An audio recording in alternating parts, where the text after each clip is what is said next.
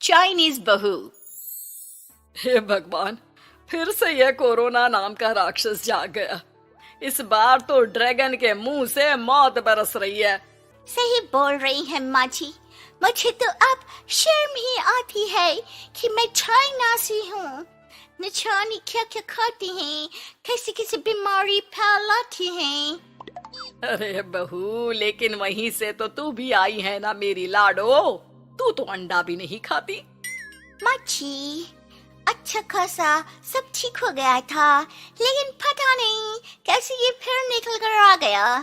काश चाइना वालों को थोड़ी सी और अकल होती तो आज हम लोगों से अपने यूं जुदा ना हो रहे होते। कोरोना की नई लहर से देश में हो रही मौतों और घर में बंद रहने के कारण हमारी चाइनीज बहू बहुत दुखी होती है। उसे लगता है कि भारत में जो कुछ भी हो रहा है वो उसी के कारण हो रहा है। अब हमारी चाइनीज बहू परेशान सी रहने लगी। अरे क्या बात है मेरी चाइनीज गुड़िया, आज तू एक्सरसाइज नहीं करेगी? अरे ना तो तूने जूस पिया है। क्या हो गया लाडो? कुछ नहीं मम्मी जी, बस अच्छा नहीं लग रहा। लोग मर रहे हैं और मैं जूस पीऊं। माँ जी, चाइना से आई ये महामारी और मैं भी तो चाइना से ही आई ना। अरे अरे बेटा, ऐसा ना सोच। सास पूरी कोशिश करती कि वो चाइनीज बहू को समझाए कि इस बीमारी के लिए वो खुद को दोषी ना समझे, लेकिन माँ जी, मैं आज खाना नहीं खाऊंगी। अब सबका खाना बना दिया है। मैं कमरे में जा रही हूँ, प्लीज डिस्टर्ब मत करना। सास ने अपनी हंसती खेलती बहू का ये रूप तो कभी देखा नहीं था, लेकिन करती भी तो क्या। अगले दिन सुबह सुबह, अरे ये पूरे घर से स्वादिष्ट खाने की महक आ रही है। ये कौन है जो चाय बनने के वक्त लंच बनाकर तैयार कर रहा है? वो किचन में आती है जहाँ चाइनीज बहू ने शुद्ध वैष्णव खाना तैयार कर रखा था। अरे बहू, सोई नहीं क्या जो इस वक्त इतने प्रकार का खाना बना लिया? हाँ हाँ माँ जी, क्या करे, जब दिल में बोझ हो तो नींद नहीं आती। तभी तो मैंने सोचा मैं गरीब और जरूरतमंद लोगों को खाना पहुंचा दूंगी। वो ढेर सारा खाना रोज बनाती और गरीब और बेसहारा लोगों में बांटती। क्या कर रही है बहू? कितने दिनों से देख रही हूँ तू अच्छे से सोती भी नहीं है। क्यों कर रही है लाडो? क्या करूं माँ जी, मेरे देश के लोग जीवन की लड़ाई लड़ रहे हैं और मैं सो जाऊं, मुझसे नहीं होता। एक दिन चाइनीज बहू पीपीटी किट पहनकर खड़ी होती है। अरे ये क्या बेटा, खाना देने जा रही है या लड़ाई लड़ने? माँ जी, मैं कुछ दिनों के लिए घर नहीं आऊंगी।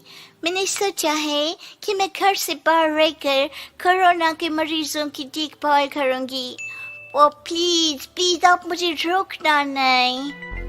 नहीं नहीं बहू, ये तो तूने बहुत ही नेक काम सोचा है।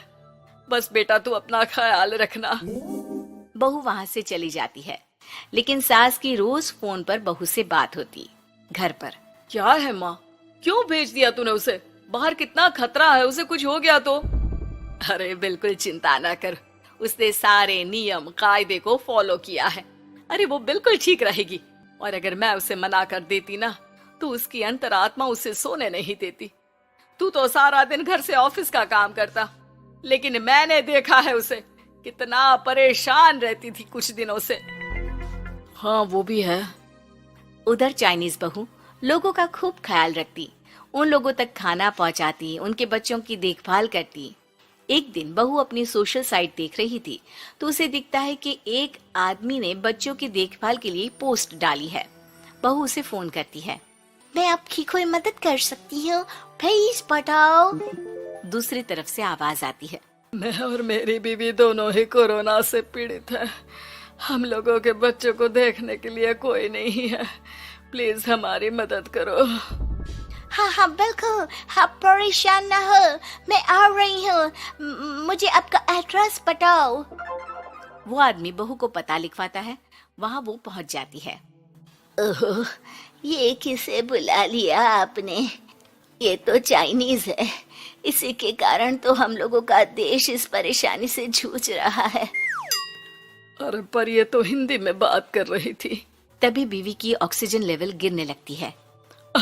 ये क्या हो रहा है? आप टेंशन क्यों ले रहे हैं? जल्दी से इन्हें अस्पताल लेकर जाइए। रुकिए, मैं आपको एक अस्पताल में बेड भी दिला देती हूँ। वो मेरे अंकल का अस्पताल है। चाइनीज बहू फोन पर बात करके उन लोगों को बेड दिलाती है, जहां पति की भी तबीयत खराब हो जाती है और दोनों को बेड दिलाकर बहू घर में बच्चों की पूरी देखभाल करती है। सास का बहू पर फोन आता है। अरे मेरी चाइनीज गुड़िया, कैसी है रे तू? अरे माँ, पीछे की गली में ही हूँ मैं। वो खालिया लोग है ना, उन दोनों हस्बैंड वाइफ को कोरोना हो गया था। मैंने उन लोगों को श्रीवास्तव अंकल के अस्पताल में भर्ती करवा दिया है और अब मैं नमाज ही उन दोनों बच्चों का ख्याल रख रही हूँ। अरे जीती रहे बेटा, कोई जरूरत हो तो बता देना। नहीं माँ जी, सब कंट्रोल में है। बस इन बच्चों के माँ बाप ठीक होकर घर आ जाए। अच्छा माँ, इन लोगों के घर का फोन बज रहा है, मैं आपको थोड़ी देर बाद कॉल करती हूँ। लैंडलाइन में घर के मालिक का फोन था। हम लोगों की जिंदगी का कोई भरोसा नहीं है। यहाँ इलाज महंगा है और हम लोगों के पास पैसे नहीं है। जितना इलाज हो सकेगा उतना ही होगा। हमारे बाद प्लीज आप हमारे बच्चों को संभाल लेना। नहीं, ऐसे मत बोलिए, मैं अस्पताल वालों से बात करती हूँ। बहू अपनी बैंक से अस्पताल वालों को पैसे दे देती है और फोन पर कहती है, मैंने आप लोगों के अकाउंट में पैसे डाल दिए हैं। इन दोनों का अच्छे से इलाज होना चाहिए।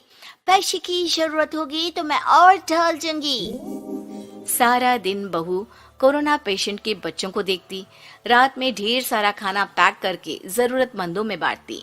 सोशल साइट्स के जरिए भी वो लोगों से जुड़कर उनकी मदद करती। फिर एक दिन घर का मालिक और उसकी बीवी ठीक होकर घर आ जाते हैं। आपका बहुत बहुत शुक्रिया, मैं आपकी पाई पाई लौटा दूंगा। भाई नहीं, पैसा दिया था, लेकिन वो जब आप बिल्कुल ठीक हो जाना तो क्षमा कर दे देना, कोई बात नहीं। दोनों पति पत्नी चाइनीज बहू का शुक्रिया अदा करते हैं। आप तो हम लोगों के लिए भगवान की तरह हैं। आपका बहुत बहुत शुक्रिया। चाइनीज बहू बहुत खुश हो जाती है। वो घर आकर सास को पूरी बात बताती है। देख मेरी चाइनीज गुड़िया, तुझे चाइना का होने पर अफसोस था ना, लेकिन तूने सच्चे दिल से लोगों की सेवा करके ये बता दिया कि बेटी कहीं की भी क्यों ना हो, ससुराल आकर वो ससुराल के रंग में ही रंग जाती है। अब तो तू मेरी भारतीय बहू है। हाँ।